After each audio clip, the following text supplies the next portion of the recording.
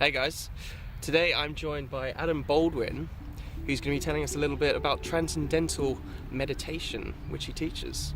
So when I came across TM, I was sort of done with meditation, actually, if I was to be honest. I was done with it. But I'd heard a lot of rave reviews about this form of meditation, which is really easy, which straight away I thought isn't correct.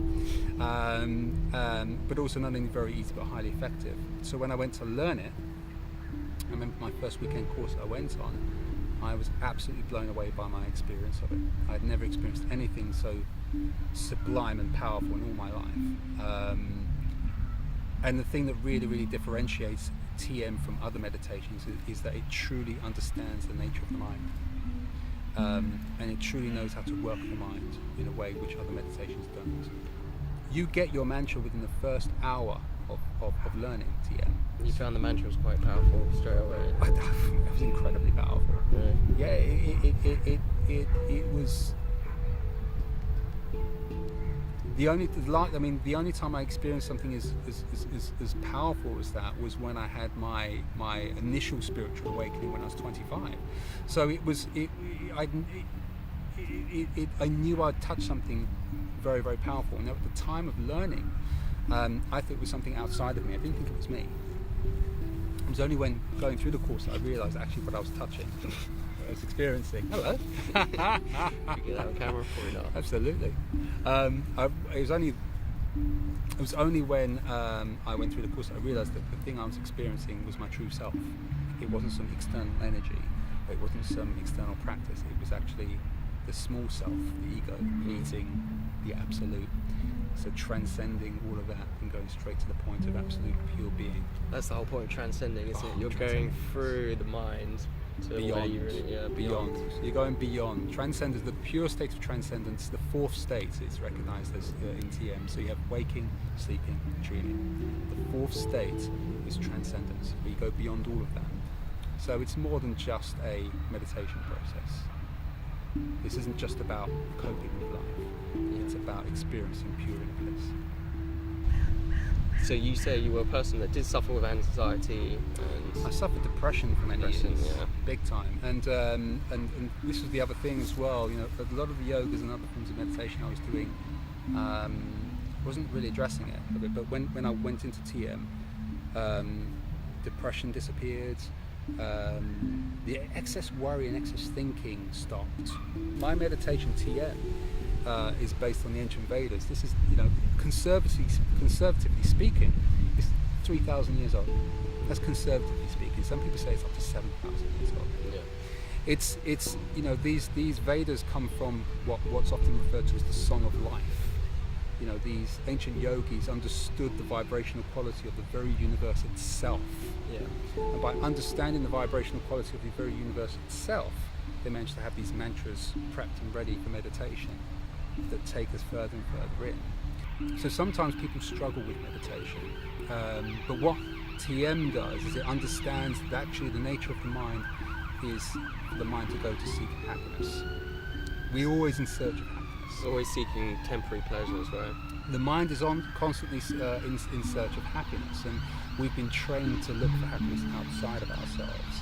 So we're constantly seeking for those temporary happinesses, those temporary highs, as such as dopamine fixes. I want video the new games, car, video games, cars, yeah, exactly, all of that kind of stuff. The next new job that will make us feel happier about ourselves. That next holiday we have. Yeah. But once we get these things, they only have a temporary, lasting effect on our lives. We go back to being what we were before, and then we look for another source of happiness, whatever that may be. A car, a new job, a new relationship. Yeah. But TM understands, and this knowledge goes back many thousands of years, that there's a well of inner happiness that can be easily accessed with the right mantras. Experience is so critical. Totally. Like, if you're going to believe something, you have to experience it. Unfortunately, that's the case most of the time, isn't it? Well, yeah, it's empiricism, isn't it? It's I know because I've experienced it. Yeah. It's and this is where going back to TM where it really works is because within the first hour you experience it, and then the next couple of days, I talk about it and we get to experience it again.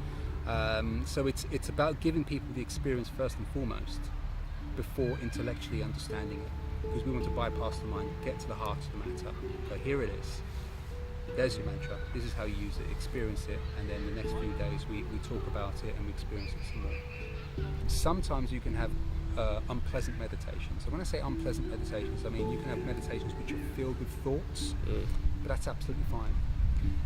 Certainly when it comes to TM, if you have lots of thoughts during the meditation, that's a clear sign you're releasing a lot of inner stress. This form of meditation it has a cleansing effect to it. It has quite a healing aspect to it. This mantra, as it takes the mind further down towards the state of inner bliss, will cleanse any internal scars we may have, any what some people may view as energy blocks. It will clear those energy blocks as you go along, making yourself not only more resistant to any potential challenges you may face in the outer world, but also more rested and calm within as well.